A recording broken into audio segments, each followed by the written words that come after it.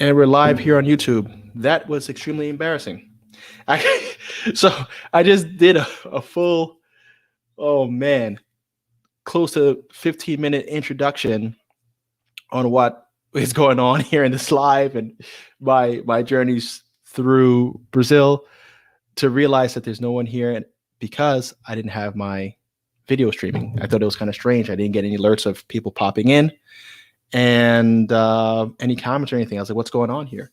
And my live button was turned off. But welcome back to entp. Welcome back. This is why lives are tough. If that was my regular filming, I would just edit that out and things will be smooth. But welcome back to ENTP Life. Here on this channel, we mostly talk about real estate, business, and business development, and then my other interest. My other interest by far include aviation, travel, food, and really getting to know people. And that's the sort of vibe I try to bring to my channel. Ultimately, in my own life, I'm looking to achieve early retirement. I would say in all rights, I could retire today, but I have a retirement goal of $3 million of passive income every single year. And I plan on achieving that either through cash flow from real estate holdings or residuals from my home care companies that I'm building out. And I actually plan on building those for sale. So I should hit or exceed my number in the next 3 to 7 years. But the reason why I want to retire early is because ever since I was a kid, I wanted to see the entire world.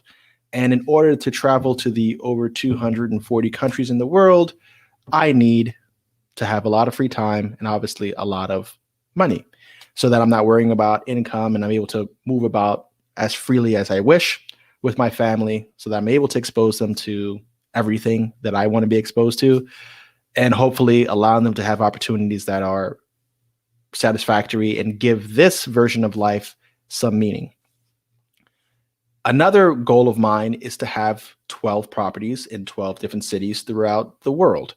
And the reason for that is because I plan on bouncing around the planet, and I need to have some hubs in different cities.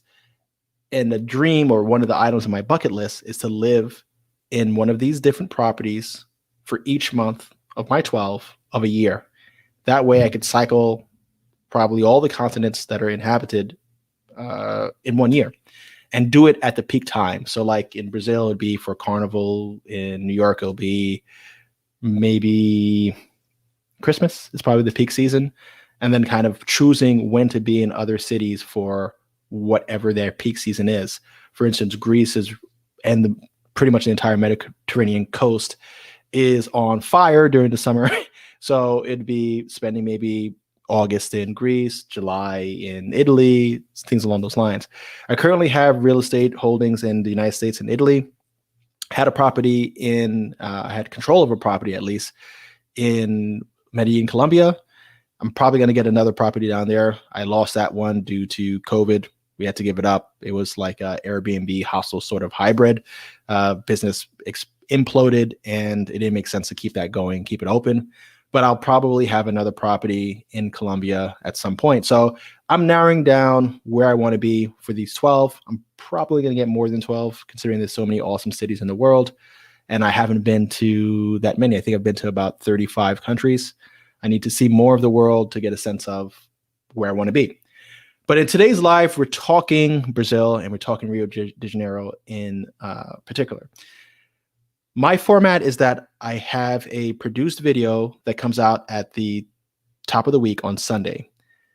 That is our topic for the week. I follow that up with a live on Wednesdays in order to interface and exchange with those who are viewing, my community, subscribers, people who are new to the channel, and really get to talk to you guys about what the experience was really like and answer any questions you may have about that topic. Right. So if it's a video on my project in Italy, there's people who always have questions: how to get started, how are you managing renovations, what about residency, those sort of questions. I get to answer those questions and really get to know who's on the other side of this camera or on the other side of the screen. And you get to know a little bit more about who I am and how I am outside of a produced video. Right. So this is that moment where I get to connect, and that's really important for me. So my first portion of this video was, or this series itself, was in Sao Paulo. Sao Paulo is the biggest city in Brazil and one of the biggest cities in the world. It has over 20 million people. That's a freaking huge monster city. I prefer Rio de Janeiro, the state. A lot of people don't kind of associate the two, but Rio de Janeiro, the state, is very much like New York, the state, and Rio de Janeiro is its capital, like New York City is the capital of New York.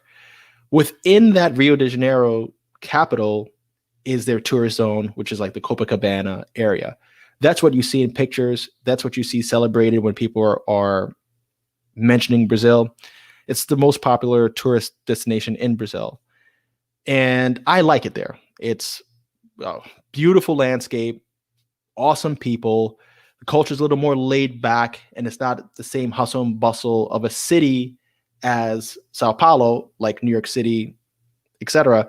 There's just a different feel to it's like the difference between Miami and New York City if you're from the United States, or New York City and like San Diego.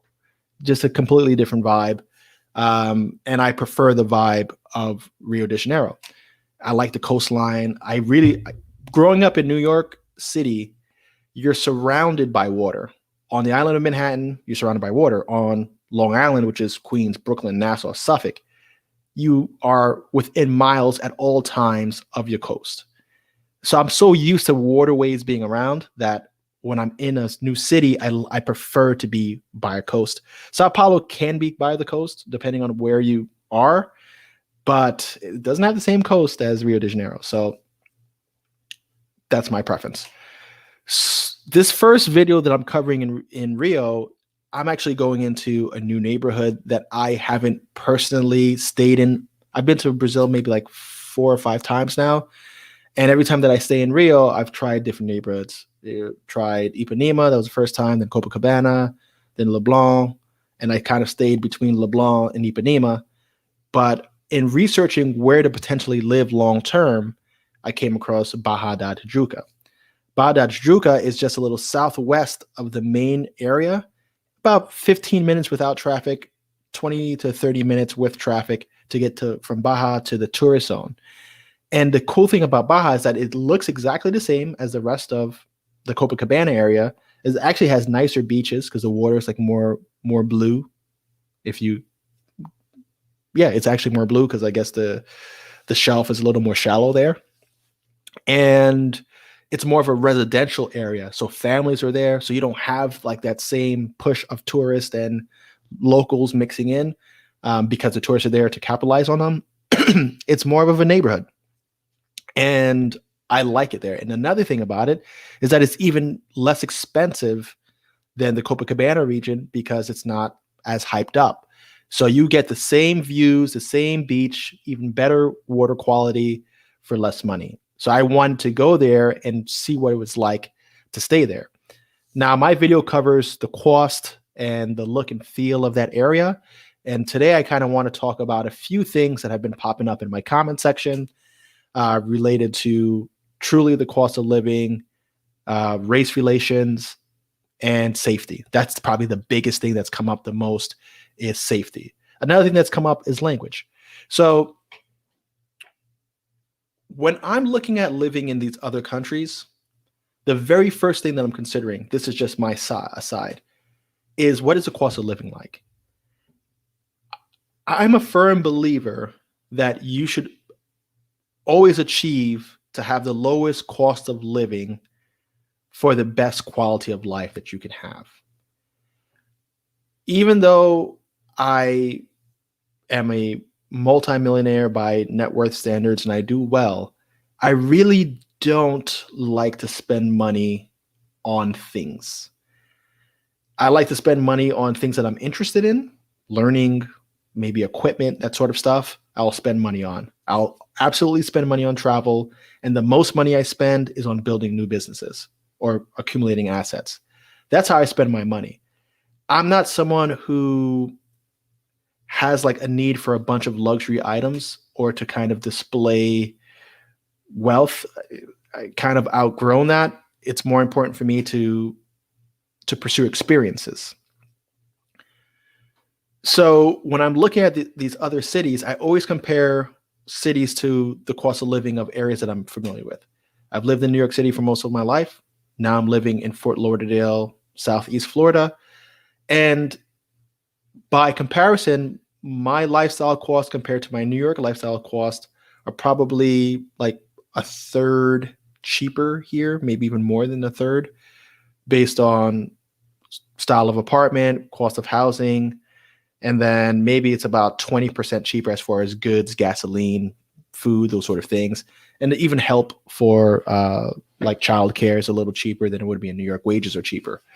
So that's a win in my opinion. Also, I don't pay state taxes here. So my income is now larger because I don't have to shell out as much money to the state in taxes. And take home pay is higher, that sort of thing. When you start looking at other countries like Italy, when I did my video on Italy, I mentioned that for about $1,200, a couple, if they owned a property like my Euro homes in Italy, if you owned your property outright for about $1,200 a month, you are going to be living a middle-class lifestyle. That's your food, it's your automobile, your health coverage, and even having some savings to travel within Europe come summertime. Europeans, come summertime, are traveling somewhere. They're not staying home and burning their summer away. Absolutely not. Summertime travel is part of a necessity of life for most of the Western European citizens or people from Western European countries, Spain, Portugal, Greece, Italy, France. The English, come summertime, they're on a beach somewhere or they're somewhere in the world exposing themselves to life. $1,200 to $1,500 gets you that. Couple covered, automobile, everything. That's impressive to me because that's like the equivalent of less than minimum wage in New York City. New York City's minimum wage is $15 an hour. You could do the math and figure out exactly what that is. $600 a week. So $2,400 in New York City versus it's like half the cost for a couple. So when I start seeing things like that, I always start playing with like models of, oh, this one Airbnb apartment can pay my monthly lifestyle in Italy, or my property in Bayshore, or my 3-family in Florida, or whatever. This property cash flows to pay my entire monthly expenses. Just so pretty much one property and the cash flow from that one property can retire me in this city. Or is it 2 properties, or is it 3 properties if I'm going to a more expensive city? I like to play that game. So in Rio de Janeiro, you have that same potential. A family of, I would say, 4 people living a middle-class life could get by on about 6,000 to 10,000 reais a month. That's the local currency, the real. Right now, 6,000 reais is about 1,200 US dollars. To 10,000 is going to be a little bit below 2,000, or right around $2,000. And that's for a family of 4 living in a decent neighborhood, paying rent of anywhere from like 400 to like 500 a month for their housing. And then the rest would be for food, transportation, that sort of thing. And you'll be living in the middle class equivalent of a middle class life in the US. Your food will be covered, your neighborhood will be fairly safe, and you have the typical amenities, things that you need. There's the minimum, I believe the minimum wage if there's a Brazilian here from Rio de Janeiro, correct me if I'm wrong, but I believe the minimum wage is something in the neighborhood of like 2,000 reais or even 1,200 reais, which would be about $300 US. And there's people who are somehow making it on that. Maybe it's kind of multiple people sharing incomes, but it's fairly freaking low. So when I see things like that, I start to look at, well, what does it cost to live in an upper class neighborhood or the wealthy neighborhoods? And what is life going to be like? And how much does food cost? And by my calculations, if you wanted to live like a upper middle class life in like what I would consider an upper middle class life, a nicer apartment, good part of town, going out multiple times a week to restaurants, hiring an assistant that works in your home.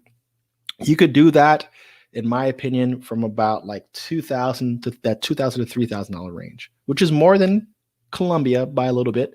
But at the same price, it's 2 to 3,000. That's less than a lot of people's rents, mortgages, just their one, housing expense. You could have all your housing, all your food, cell phone, all that stuff absolutely covered, including full-time help in the home for food, grocery shopping, laundry, and childcare, all for that price.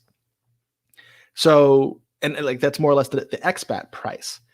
So that's the first thing that I look at. Now, the next thing that I look at is like, really, where would I want to be? And in the video, I broke down the main neighborhoods that make up that greater Copacabana area. So that's Copacabana, Leblon, Ipanema, and Barra Da Tijuca. And I said that I really like Leblon and I really like Barra Da Tijuca. Barra Da Tijuca because it's just like a family neighborhood kind of away from the action. In Leblon because it's the nicest neighborhood near the action.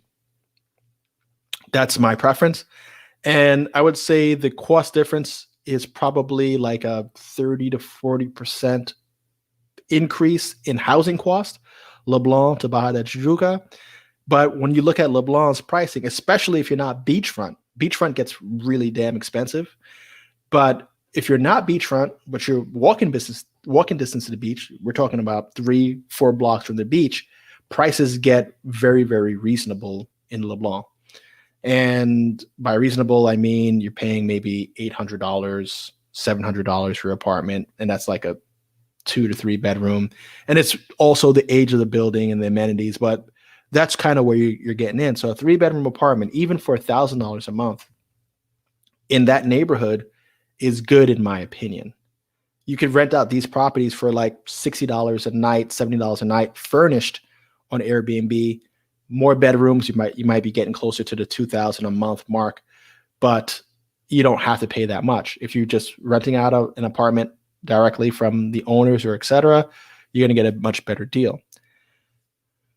So when there's like a technical term for kind of using your US dollars to maximize in other countries, and that term is global arbitrage. And this is something that a lot of digital nomads are doing or retirees are doing, where they're saying, hey, I'm making a certain amount of money in US dollars, either through passive income, through content creation, or even working remotely. Why am I paying these US prices when I could have a much better life for far less stress, less pressure to make it, and living abroad? So you're seeing more and more people taking advantage of these nuances. And countries like Brazil, Italy, Colombia, Peru, Ecuador, Mexico, the list just goes on and on and on. Portugal offer incredible value for what you're putting out. And what I mean by value is you're getting good quality housing at low prices, low cost of food, help. And these cultures are very different than, I would say, the UK and the United States. The UK and the United States are centered on being a cog in the machine, meaning everybody's objective is to just be working. And that's not the case in most of the world. In most of the world, everybody else's objective is they work just to support their living so that they can actually live their life. So you go to South America, for instance, people highly value their friends, their family, their leisure time. They value their time at a restaurant, their time having drinks. Their Thursday, Friday, Saturday nights are going to be social gatherings. Their Sundays are going to be family days. Those things are highly attractive to me because they feel good, they feel nice. So those countries that I listed not only offer you lower cost of living, but that improved quality of life where you're getting to engage with people, etc. Another thing as a foreigner that you get to benefit from is that you get to take your US dollars that take you further and even invest in those areas. Because as an American, I see so many gaps as an American business owner who's got his eyes open, I guess. I see so many gaps in other countries as far as services and technology is concerned that if I were to spend some time working on these gaps or these service gaps, et cetera, that I would have an outstanding product or service that the public can use. These are even the simple things like cloning services that are already here in the United States. So I see that there's tremendous opportunity that, hey, if you're going to go and relocate, you could even start your business or start to invest in a way that you may not be able to in the United States, maybe because your money is not long enough, but you can in Brazil. You can open up a bar, you can open up a restaurant, and your barrier to entry is now lower. The only downfall to that is that you're going to be earning in local currency, so the spread is going to be as big. But if you have, a cop's pension, or you have something like rental income from your real estate, or income from your operational business that you're not necessarily working in, life abroad gets very, very interesting. Another thing that got brought up is crime. Crime in Brazil. I think the crime in Brazil is overhyped by both Brazilians and the media and people in the world. Does crime exist? Absolutely. Can you get robbed for your cell phone? Yes. Can somebody snatch your chain? Yes. Can somebody run up on you with a knife and rob you? Sure. Right? But that could happen in any big city throughout the world. You see it when people say that they're traveling to Rome, the first thing that people will say, other than cool, especially like the negative people in the world, is, oh, you have to be careful. There's a lot of pickpocketers out in Rome. I heard, or my friend, or blah, blah, blah. Yes, you're going to get got sometimes, especially if you walk around looking like a tourist that is a victim, right? Sometimes I'm guilty of it too, because I'm a tourist. I'm looking around. I got my $900 camera out, and that $900 camera, I said somebody's minimum wage might be $300 a month. That's 3 months' wages. Me just walking around with it kind of like out for the taking. So if you're in an environment where there's that level of disparity in wealth or high unemployment numbers or whatever, that's going to happen. New York City, 1970s, 1980s, early 1990s, you're walking around Times Square at certain times of the day looking like a victim, you were going to get victimized. You were in the subways, same exact thing. You were in certain neighborhoods and you weren't a local of the neighborhood, you're getting got. And that was just the rules. So when there's a great disparity in economics, and you don't know the language, you don't know you're going to be the one that's going to be most likely to be taken advantage of. That's just rule. So are there drug problems in Brazil? Yep. The drug trade is heavy and it's concentrated in the hood like everywhere else. Gang violence, again, around the drug trade. Stay away from the hood and you should be okay. Don't flash your belongings. You don't need to call unnecessary attention, and don't walk around looking like an absolute gringo who has no idea what's going on, and you should be in good shape. Don't walk around with too much money. Don't have things that are too expensive. When the iPhones were even more popular than they are now, in New York City, there were warnings all the time. Protect your phones. There's people who are snatching cell phones right before the subway doors close, and you're getting got. And that's in New York, one of the wealthier cities in the world and in our country. So you have to look at that and put it in perspective. They're not out on the streets murdering tourists in Rio de Janeiro. No, that's not happening. So, if you get yourself beat up and maybe you die because you fought the wrong dude, that's on you. But for the most part, if you're not out there looking for trouble, trouble's not really going to find you. And if it does find you, it's going to be petty. Couple dollars, cell phone, things like that. Just pay your tax. That's the way I look at it. Just pay your taxes and, keep it moving, and life will be okay. Maybe even have some money, if it's such a risk, if it's something that's on your mind, have some money, have a bogus cell phone or something like that, that you're okay giving up if you're going to be out at certain hours of the night alone, looking like a papaya, right? So that's just my advice there. I think Brazilians talk so much about crime and it's so publicized to them. It's part of their don't get got mentality. And they haven't even been robbed that many times or not at all. Or I've met people in Colombia that's like, yeah, I got robbed for my cell phone. And it's like, oh, what happened? I was drunk. It was like 12 o'clock at night, wrong neighborhood. I got robbed. And it's just understood, like that's what's going to happen to you if you're in that area. Another thing that I wanted to touch on is racism in Brazil. Me being what Americans call black, when I'm brown, I guess, and I'm just as American as anyone else, but people like to refer to me as black and label me as such. You have the same scenario going on in Brazil, except it's a different kind of racism. The racism that exists in most of the colonized world is the racism that was developed through slave trade and everything else.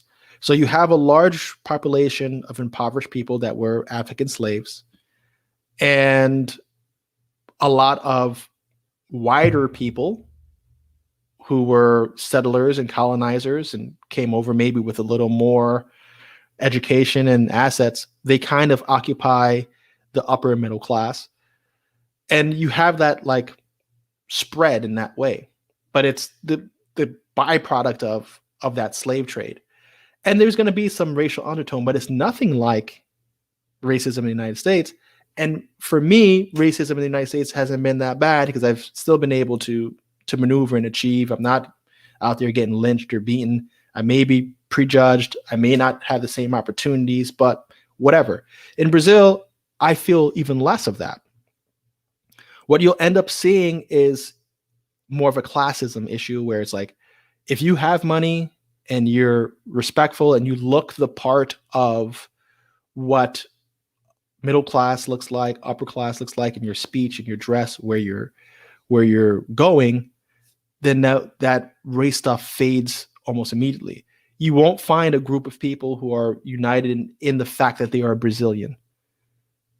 In America, people are still, they're here 3-4 generations. You have 3-generation Italians who haven't even spent one night of their life in Italy and they claim that they're Italian.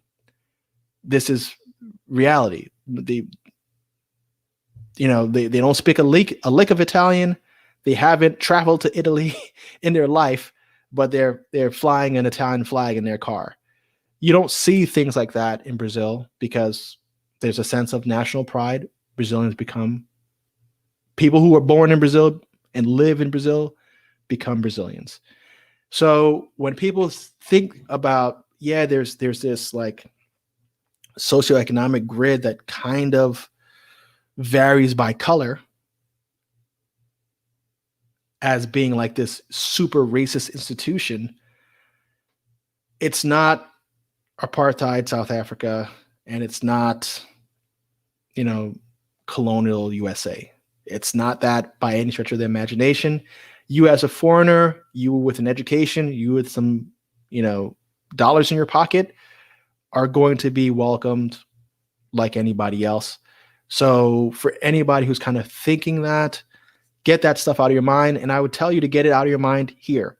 It's the biggest limiter that you could put on yourself is to first identify by your sex, race, religion, or any of these things that have you somehow, I don't know, mistreated. Because if you're doubting yourself, you're just putting yourself at a disadvantage if you're buying into that idea that you're somehow less than your peers, male, female, whatever you call it. These are your peers. You become the person you want to be. And in Brazil, I think that's even more muted. So for those who brought up race relations and race issues, I feel that most Brazilians treat me well. I haven't been treated badly. No different than when I went to Italy. Maybe people notice me as a foreigner, clearly because I don't look like a typical Italian. I think I blend in much better in Brazil. But it's not the same, man. I don't even care for that so much, but it's something that does come up because of race and how people are conditioned in the US. So I also wanted to throw that out there. But now I've exceeded my time in my rant, and I'm ready for some questions. So let me kick on over to you guys and start addressing some of your questions. Am I in Brazil now? No, I've been back for over a month. I'm in chilly Fort Lauderdale. It's 60 like 2 degrees, and it's everybody's freezing, and including myself. Derma Amore. Hi, Carl. Derma here. Always happy to see your content. Thank you for joining us. Appreciate it. Sheldon Fisher heading to Sao Paulo in January. Did you expatriate or dual citizenship? I haven't expatriated yet. I'm still in the United States. This is my typical ENTP life set. I'm here. I went to Brazil for about 10 days to research properties. I'm going to Colombia for a week, and maybe next year, everything works out properly, I will be relocating part-time in Colombia. So I don't think I'll expatriate the US, depending on how tax treatment goes at some point down the line. And if I really feel that I'm done with this country, I love my country. I really like the United States for what it is. It's comfortable here. It's home for me, but I need to see more of the world and live in more of the world. I will be pursuing citizenship in Colombia, and whoever else will give it to me. So that's my plans. I could get citizenship in Colombia for investing. I already have one investment there. And if I up my amounts, I could get my citizenship in as low as 5 years. So I might pursue that. Hi, Carl. Quick question, cutie. But thank you. Sorry, off topic.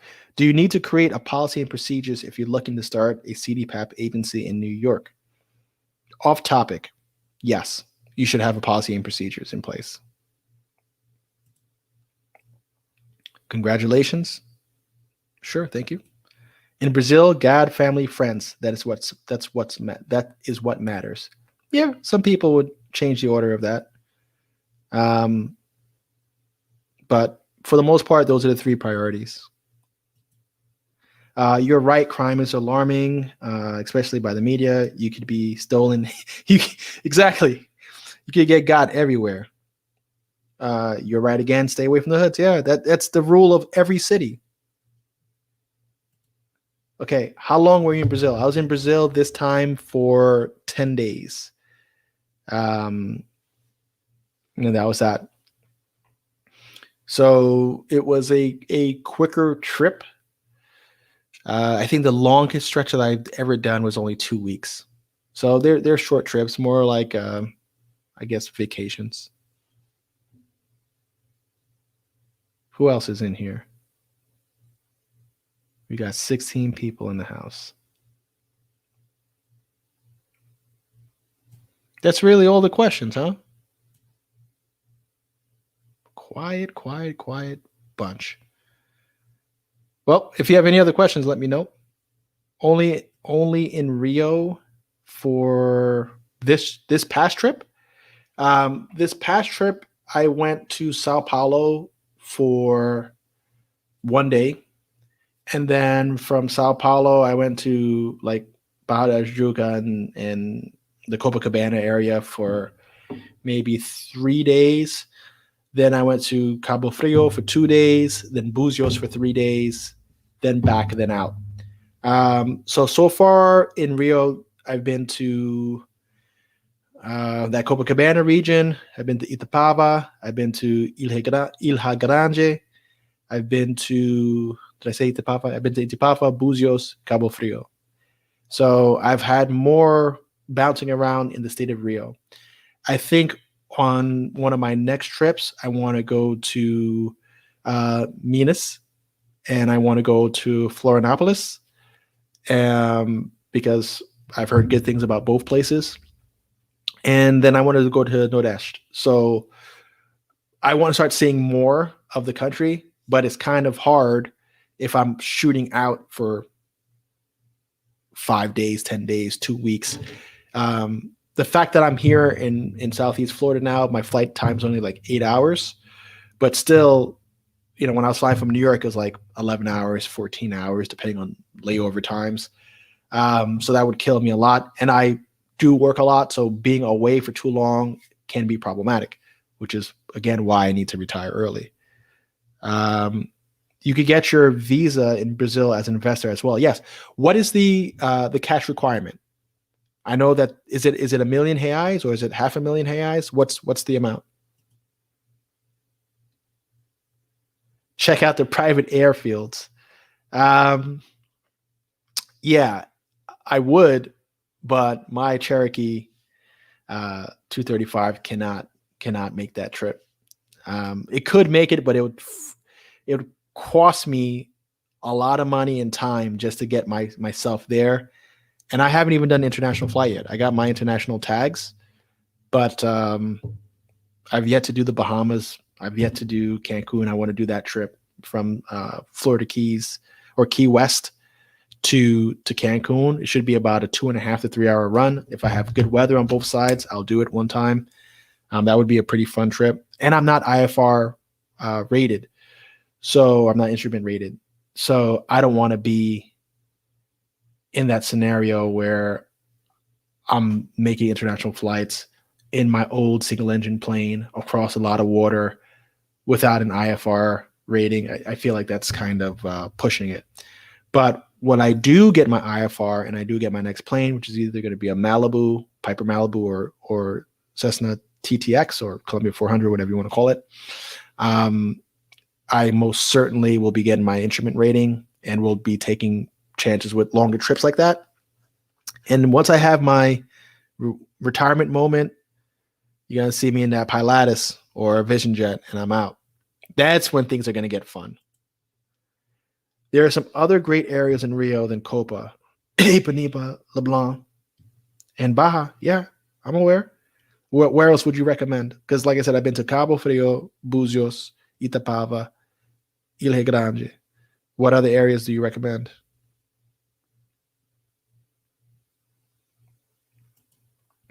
Do you need any vaccines to enter Brazil? You don't even need a visa from the US anymore. There used to be a Brazilian visa, and they eliminated that like last year. So I have the visa to travel as a traveler's visa. I don't remember if they asked me for immunization records for my visa, maybe at a test that I had, but I can't remember that. But right now, I just go with my U.S. passport. They don't ask me for a visa or anything. And that's it. What does happen from time to time in South America is if you're going from one country to the next and there's like a yellow fever outbreak, they want you to either be tested or have the yellow fever booster shot or something along those lines before making your travel, which is kind of annoying.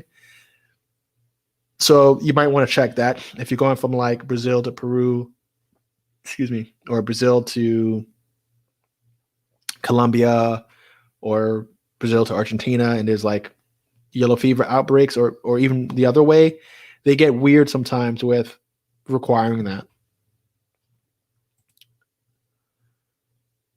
Dawson07 says that it's about 1 million reais. So $200,000 buys you your residency. So is it $200,000 gets you your residency and a pathway to citizenship? And how much time, if you know, how much time is it to achieve citizenship? So $200,000, you could get I don't know what the rules are, if you have to start a business or if you have to build real estate, or you could just buy a property, but that's a pretty low cost to get citizenship in another country. You could also go to Florianopolis, great city in Brazil, I've heard, and but it gets chilly there, right? So you need to make sure. For me, I would want to go down there during your summer, and for the summers are opposite ours in the north. So they're moving into summer right now from spring. So they're moving out of the like kind of wet, springy weather into the best time of the year. Colloid 100. I mean, hang out and network at coffee or restaurants to meet high class pilot friends. Oh, gotcha. Cool. Sorry. That TTX is sweet. It is, man. Junior, what's going on? Yeah, they're nice planes, fast. You know, that's really my biggest complaint is I want more speed. So I want to be able to do like, I really want a 300 knot aircraft. So that's why the Pilatus Vision Jet kind of gets you there. King Airs could get you there. I think the King Airs could get you at 300 knots. But I want a 300 knot aircraft and something that could accommodate myself, my family, a few friends, that sort of thing. So 300 knots, New York, Fort Lauderdale, Miami to New York, 3.2 hours, so three hours, depending on the winds and stuff like that. So it's kind of on par. Like when you look at the airlines, they're doing about 500 knots or so. So it's a little, but you're going to lose time. Like by comparison, you're losing time in TSA, boarding the plane, all that sort of stuff. Having a 300 knot aircraft on a 7 to 1,000 nautical mile run, this is just airplane stuff, but on a 700 to 1,000 mile run, 300 knots will get you there before or on par with your commercial airliners. Longer than that, you start to lose the race. I mean, still in the city of Rio, Lagoa, Atero do Flamingo, Botafogo. Okay, yeah, of course. Listen, there's a lot of different within the city itself, but I haven't even checked out Botafogo yet, but I know it's similar. Went to Santa Teresa, but that's so close. I don't even think that counts too much. I really like Ilha de Gigoya. I would live there. Or Ilha da Gigoya. I don't know how to pronounce that. Yep. No need for visas for Americans, Canadians, and Australians. Okay. So it's pretty clear that Dawson, I believe, is Brazilian. And this is what I like. And you could correct me if I'm wrong. But what I notice about Brazilian people is if you express interest in their country, their culture, it's kind of like arms wide open, man.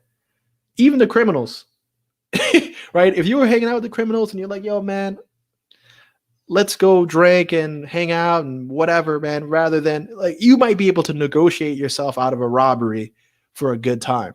Yeah, as ridiculous as that sounds, because they're so interested in getting to know people and people getting to know them and what, because all of the neighborhoods make them who they are. The food makes them who they are.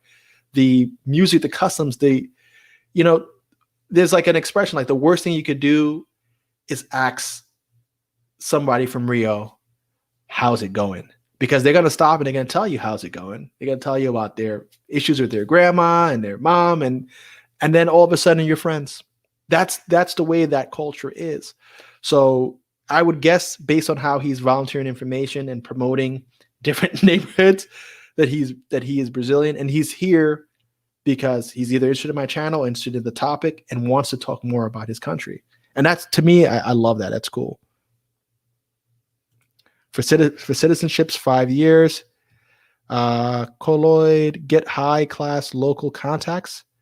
Pilots at small airfields and adjacent restaurants where privates hang out. Gotcha. I'm clear on that. Thank you. Get a nice small Embraer. Yeah, sure. You ever consider turboprop like TBM? Yeah. So the Pilatus PC-12 is the best, the best single engine turboprop on the market. All right. So, in my opinion, you could see it in their resale values. It's a little slower. I believe it's slower than the TBMs. The TBMs are kind of built for speed, but the TBMs kind of have also uh, less seats and also require longer air strips, if I'm correct. But right now, that's out of my league. So I gotta make some more money. A Pilatus PC12 new runs 4 million, and it's probably going to have an annual maintenance cost of 600,000 to 700,000 between maintenance, fuel, and usage for 500 hours. So yeah, I'm not there yet. I'll tell you that flat out. So I got some more to do. That's another reason why my retirement number is 3 million. I got to have a budget of about $750,000 just for airplane and travel, and then the rest for entertaining myself and doing things. That's right. And criminals will pay for your food. See, it's funny, man. It's Brazilian here. Chill. Oh man, how you dealing with that cold? I am from the Amazon, indeed. Cool. What website do you recommend for people wanting to buy apartments in Barra da Tijuca? See, that's one of the things that I think is lacking in Brazil. I have a contact, the real estate agent, when she sends me listings. You could try let me put that up. Here's one. olx.com.br.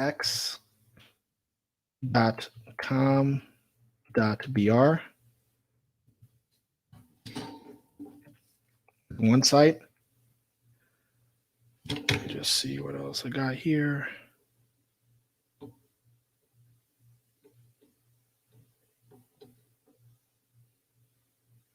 And there's another one called www.zappimoves. Hold on a second. Zappimoves. zappimoves.com.br. It's going to be in Portuguese, so I'm trying to manage that. So these are the two sites: zappimoves.com.br and olx.com.br.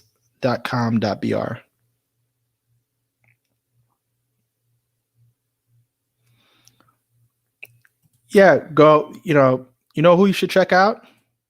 Mojo Grip. That's one of my buddies, Mike Ojo.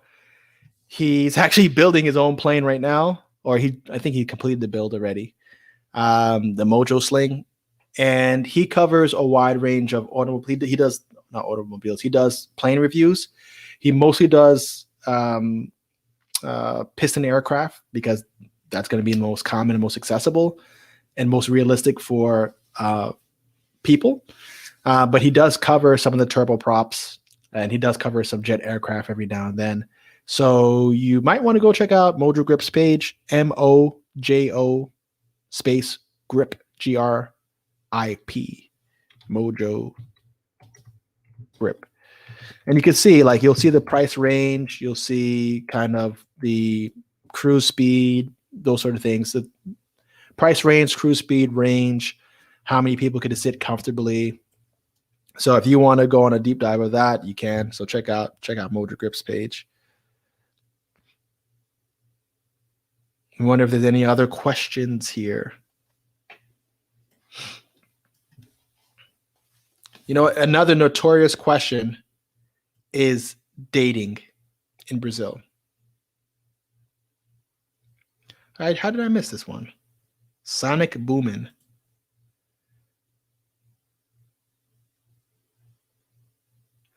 Where is the entertainment industry there? I'm thinking about coming there to finish my PhD abroad.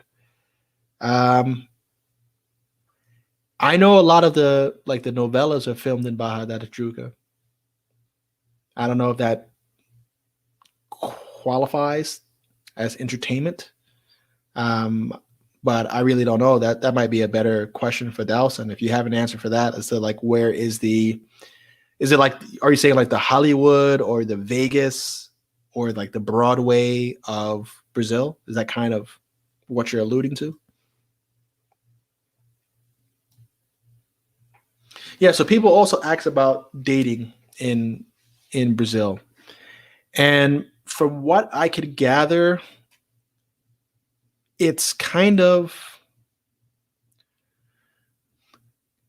different uh, in a lot of ways from America. I think in America, men are the ones who are responsible for pursuing like relationships. We're the ones who are usually pitching ourselves. In Brazil, it seems like it's a two-way street. That if you are interested, you should express interest, and that's it. There's a tendency to be more direct with your intent. There's a tendency to be very affectionate and public with that. There's also less taboo about sexuality in a way.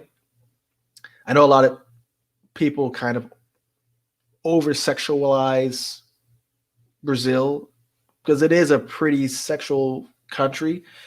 Um, but it's kind of both ways. It's not like just over sexualization of women, even though that tends is going to kind of lean that way anyway because of economics. But there's kind of this tendency that, hey, you're consenting adults, you do what you do, whether you're straight, gay, bisexual.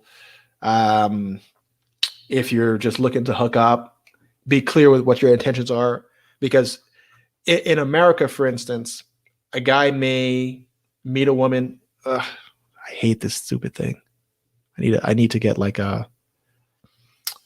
one of those plugins that or updates. Here we go. That cure that problem that I have there. So my 30-minute warning. Yeah. So in America, there's this huge pressure to be like in committed relationships and to be serious and not just hook up. So guys who are looking to hook up oftentimes, unfortunately, play the role of I'm interested in more than I am in order to get past that or not to get weeded out. In Brazil, I would say that that's not so much the way. It just makes more sense to say that you're interested in what you're interested in, because it's almost like it's almost in that way, it's like who would mislead another person for physicality.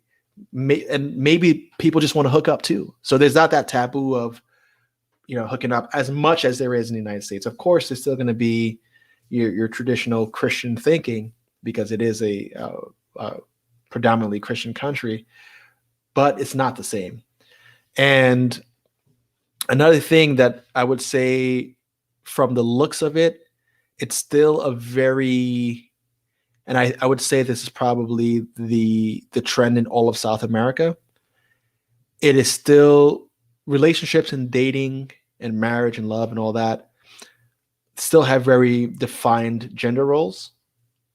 Like men are still expected to be providers, still expected to be the top earner, still expected to pay on dates and that sort of thing. That's just normal. And, it's like that in all the South American countries.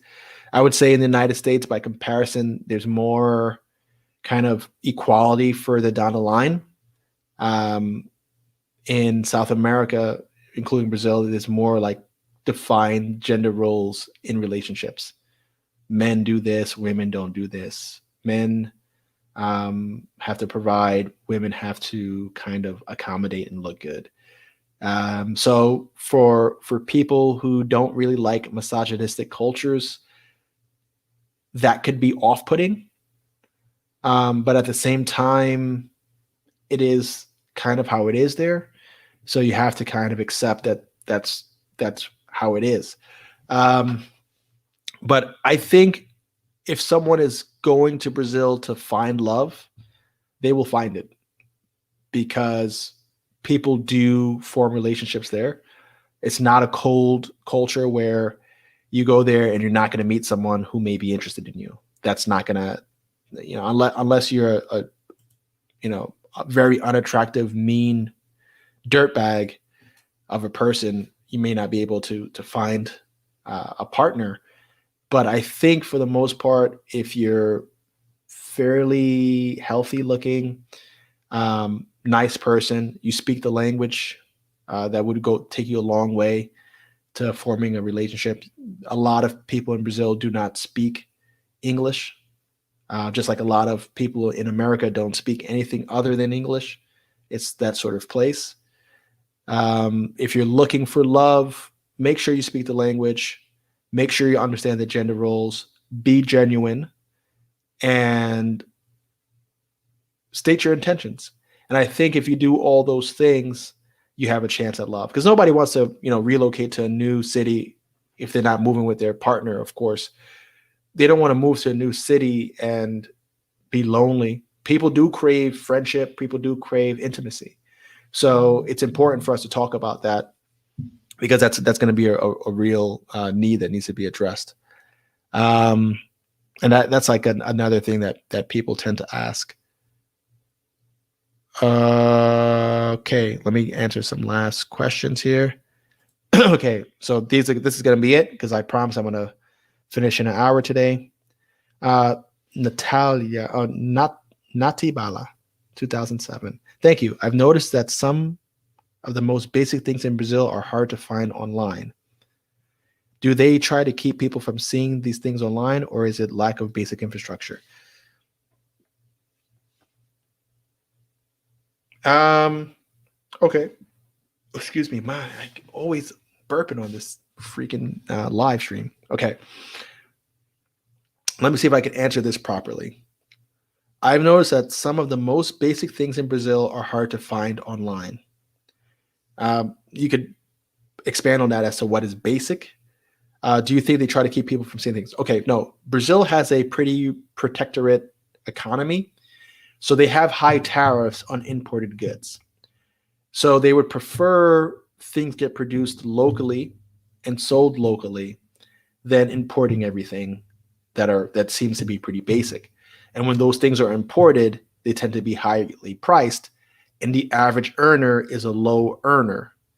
So it's almost like, who's going to be the distributor of this highly taxed product to a small audience of people? That is probably the problem in Brazil. And I think they don't quite have, the Amazon Prime thing down. So like their version of that's going to be like Mercado Libre, Meli, the stock symbol. It's like the eBay meets Amazon meets Alibaba of South America. That's where they're going to source a lot of things online. So that's most likely why it seems that way. But if you're specific, like car parts or tires or, I don't know, things that you would say, wow, I could just hop on Amazon and get that. Why is that difficult to source? That's your reason why. Is that if it's not produced locally or used excessively amongst the typical, then it's going to be harder and harder to find, because there's less supply, or there's less demand for that item, and high taxes on imports. And that's your answer right there. Sao Paulo would be the best city for entertainment, and if TV, then Rio. Bam. Sonic Booming. Yes, I am in La Jolla, California now. I moved here from Atlanta and have been considering moving to Sao Paulo or Rio. Check it out, man. Like I said, especially if you're earning in US dollars, your life, like I said, $3,000 starts getting your life to a very interesting place in Rio. You start to live pretty good, and if you're living on $10,000 a month there, $10,000 a month in Brazil is gonna be like the equivalent of maybe lifestyle wise. Honestly, it's gonna be like the equivalent of making probably $30,000 a month here by comparison. Because if you spend $3,000 on your accommodations and your basic living things, and like I said, that's gonna be for rent, food, and basics like that, you're gonna be into the upper middle class range, and now you have $7,000 of discretionary spending. And I showed in that video, I showed a meal of me having steak, fries. You could get a full nourishing meal by the beach for $10. And you could find meals cheaper than 10 for sure. So it's almost like after your $3,000 spend for just basic coverage of things, if you're making $10,000 a month there, you now have $7,000 of play money. And what are you going to do with that? So, like I said, that ends up pushing you to about the equivalent of 30,000 in the States easily.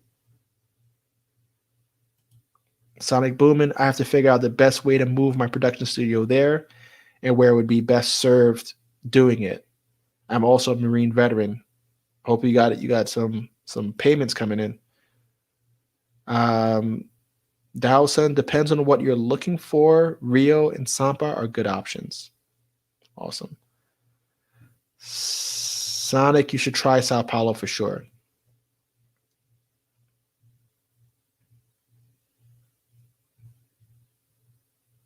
Man, I might have to get Dowson on here for another, maybe invite you on the next live that I do. You seem to be a wealth of knowledge. Shoot me an email or a comment. Like if you could comment in a video, shoot me an email here if you're interested. If you don't mind being on camera and you want to chat about life in Brazil from the perspective of a Brazilian who's now living in Canada in the cold, like a maniac. Yeah, if you want to join me, hit me there. That's my email, and we could try to get you on to one of the next ones.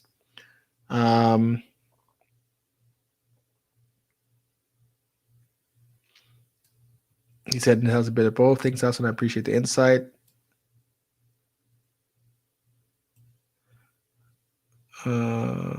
This conversation back and forth. I got a strategy and move into core components in my home recording studio there. Okay. To be specific, Natibala, to be specific, before when I was searching for apartments, they would only show me $1 million properties or very high luxury real estate. You couldn't find normal apartments. Well, they were looking at you like a mark. They're looking at you like a foreigner who is used to spending a lot of money. Yeah. So if you check out the sites that I listed above, you could do that. And if you want, email me in the same email address. I'll connect you with my agent, and she can kind of help you out.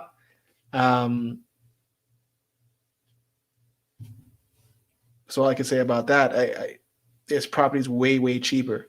Maybe I'll do a series like that, just literally showing you the listings, the proximity to the beach, the neighborhood, and the conversion into US dollars. So you really could see what I'm talking about. Did you say Brazil? Yes, I said Brazil. Nice. I'm already there then. I've been mapping it out and establishing it for a few months. Awesome, man. I would say, look, the other day I posted this quote, and I'm almost done, because my woman's going to get upset. I promise I'll be back quick. So I posted this quote by Anthony Bourdain, which is one of the favorites of mine. And it goes, if I'm an advocate for anything, It's to move as far as you can, as much as you can, across the ocean or simply across the river. Walk in someone else's shoes or at least eat their food. It's a plus for everybody. So if you're thinking about moving to a country like Brazil, like I said, it's a country of warm people who will rob you and then take you out to dinner, apparently. Um, it's a country where people will include you if you're open minded and willing to engage and enjoy life with them. But I live by that rule. You move yourself, you put yourself in uncomfortable environments, you put yourself in a situation where you're forced to learn. You're forced to learn new languages, you're forced to learn new customs, you're forced to learn how to navigate the town. You do so much growing by just removing yourself from the comfort of your little bubble world. It's so rewarding to get up and go. So if you can, break out. I mean, you know what's nothing's gonna happen to you if you go to Brazil and you go broke. You can always come back to the US, hop in a car and start working for Uber. You could do so many things here. So the idea that somehow the world's gonna fall apart because you went to Brazil, no. I mean, you're gonna be just fine. You might as well give it a shot. And if it doesn't work out for you, I guarantee you'd come back happy that you did it. Natalia, Natibala, 2007. I'm sure those sites that list moderately priced real estate exist, but I'm sure they are in Portuguese. Yeah. It's kind of hard to navigate some things that provide English for international. Listen, man, you're going to get that's the victim right there. All you need is to find one bilingual Brazilian real estate agent. I can introduce you to one. I can introduce you to three because I have 3 contacts there. But there's one that I work closer with because she's bilingual, sort of. She understands the different towns, the different areas, and she's active in the space. There's no reason for you to start looking. You start looking at like real estate in Brazil in Google. It's going to be some English dude or some American dude who's gouging the gringos. Even worse than the Brazilians would gouge you. There's no need for that. Because to be honest, a Brazilian person would look at some of the prices and just be like, nah, this is just outrageous. And you'd be like, oh man, that's only $1,500 a month. They'd be like, that's too high. You could get something so much better 2 blocks away. They'll even try to save you money. So anybody who's routing you to expensive properties are taking advantage of you. So what I would say is go to those Portuguese sites, maybe reach out to people or get a referral from someone like me or Dowson. He might know somebody that could help you that speaks the language, and we'll be happy to work with you to get you something affordable. Or you could just turn on your Google Translate on the page and translate all the freaking text on the page. Now, I'm sorry, but you could translate all that text on the page and at least get some insight. But I gave you 2 sites up above. Check those sites out. It's going to be in Portuguese. If you plan on living there, I'm going to hook you up. I'm going to give you a link to Pimsleur. My link to Pimsleur, so I could get at least, when you sign up, I get $25 on a gift card. So I'm going to send you that so at least I could get some compensation. And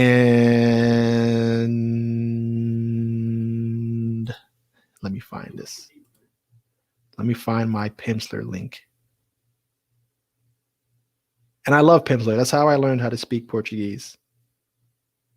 Pretty well in 3 months. And I could read a whole lot better than I can speak at this point. I haven't been practicing as much as I'd like. Where's this link? Start business.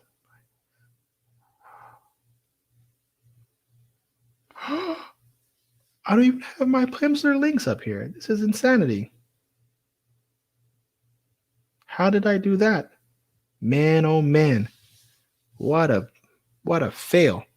Let me let me go find my Pimsleur. I'm gonna keep looking for this thing. But yeah, you could, in the meantime, you could seriously find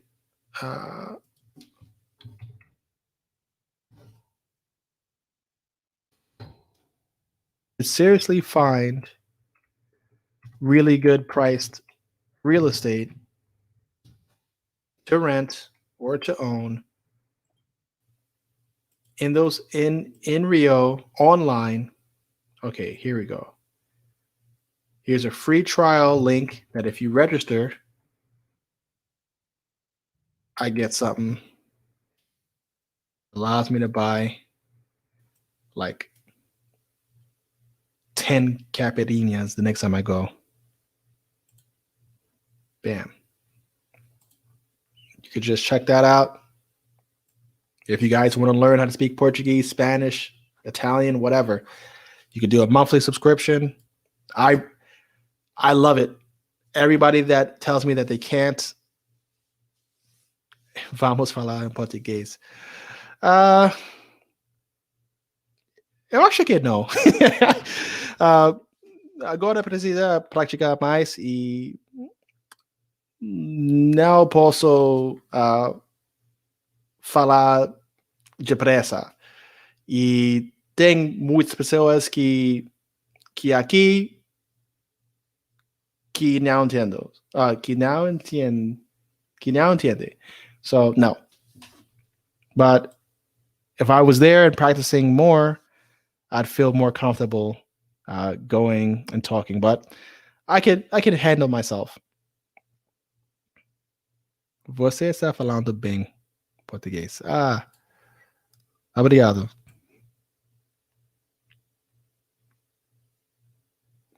So yeah,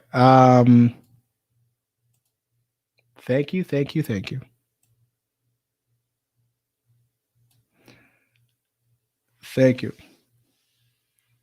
Sempre falo devagar. Só falar devagar. Só falo devagar. See, and I still have to think back to properly conjugate. So I need practice. Só falo devagar. That means I only speak slowly anyway. But yeah, man, I need to practice a lot more to get it correct. Good accent. Thank you. Yeah, so essentially, that's my 2 cents. See, Dowson has some friends I have friends in Rio, but they are not realtors. Although they might help you to search for an apartment. Yeah, I'm sure they might. They definitely might. And those sites will charge you. Yeah, so exactly. What you'll find, you could find some very, very basic, like there's so many like once you start looking, just wait till in the next video, I do Santa Teresa and Ilha da Gigoia. Then I do Cabo Frio. And in Cabo Frio, I do some apartment tours with one of the agents. That's another agent that's concentrated in Cabo Frio. She showed me some pretty nice apartments. There was one apartment that might have been like $500 or $600 a month. About 5 blocks from the beach of Cabo Frio, and it was like $500, 5 or 6, something like that.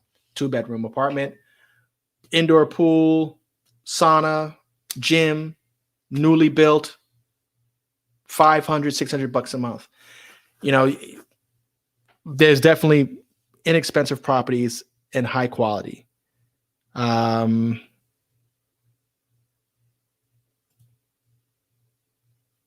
Generic developer.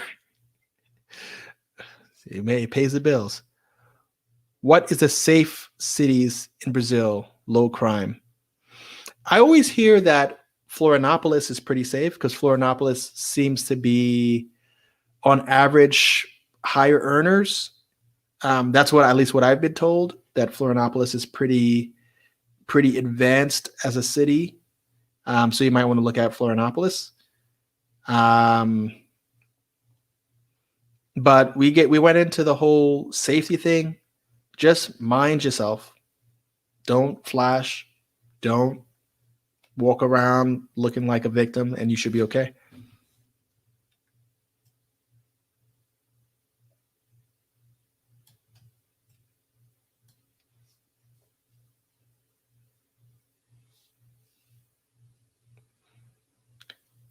Patricia, welcome. Good night. I'm from Rio de Janeiro, alive. And in Boston, Massachusetts, freezing. Yeah, I know what you meant. You said speak slowly, and I said I only speak slowly. I have no choice but to speak slowly. That's what I meant by that. All right, guys. Thank you very much, everybody, for checking in tonight. And as we talk Brazil, like I said, you could just see it in the conversations that we have here with the Brazilians who are in the crowd. Dawson, Patricia, Natalia. Let's see if there's any other Brazilians who checked in that are obviously Brazilian. I don't know if Natibala, are you from Brazil? Or your family's from Brazil? Because as you see, there's a lot of Natalias in the Portuguese community. I know a lot of Natalias. I think in South America, in the Spanish-speaking community too, it's common, a very common name. So let's see if there's anybody else who may be obviously Brazilian in the crowd. But from the people who are checking in, they're going to always be helpful with you making your way, finding your way in their country. And it's something that's so obvious. Like when you're there, it's obvious that you're being welcome and included. Like that's been my experience. I've always had a good time in Brazil. I've always felt at home. There's certain places that you go to in the world. When you just get there, you smell the air, you see the people, and you're like, yeah, these are my people. These are people I could rock with. And Brazil is one of those places that immediately had that effect on me. I went to Brazil speaking zero Portuguese, and I was like, oh my God, I can't communicate, and I want to communicate. Spanish, if you think that you're going to go to Brazil and trying to drop Spanish on somebody, like one person put in my comments, that's like somebody dropping Dutch on you, right? There's going to be some similar words that you're going to pick out and be like, oh, that's clearly an English word, and I know that word, but the language is not going to be, you're not going to be able to just drop Dutch on somebody and understand. Like the best example that I like to give for Portuguese is chicken, right? In the Romance languages, chicken is usually like pollo or poulet or whatever. So it's clear if you're looking at a menu and it's a P word like poulet or pollo or polo, you're going to know what it is.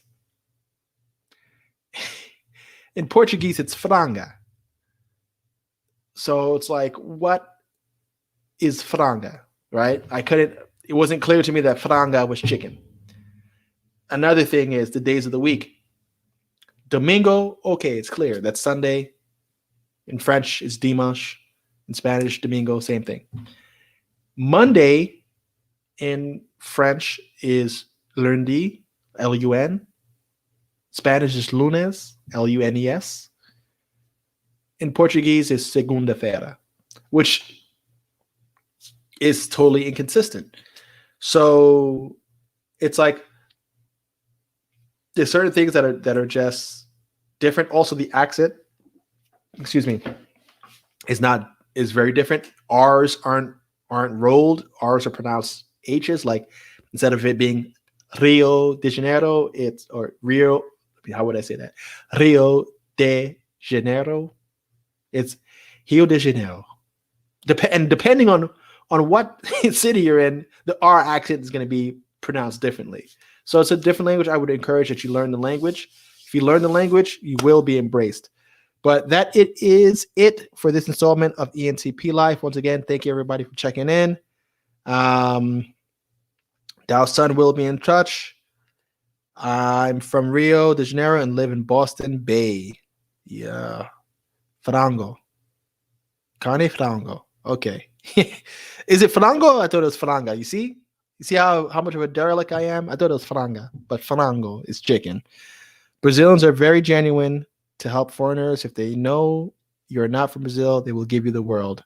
My Canadian friends can tell you that. Segunda, terça, quarta, quinta e sexta-feira. Exactly.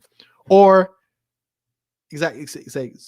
They might. So you might learn in the book it's segunda-feira, and somebody will be like, "Na segunda, vamos o I don't know, o praia, whatever. Vamos a praia."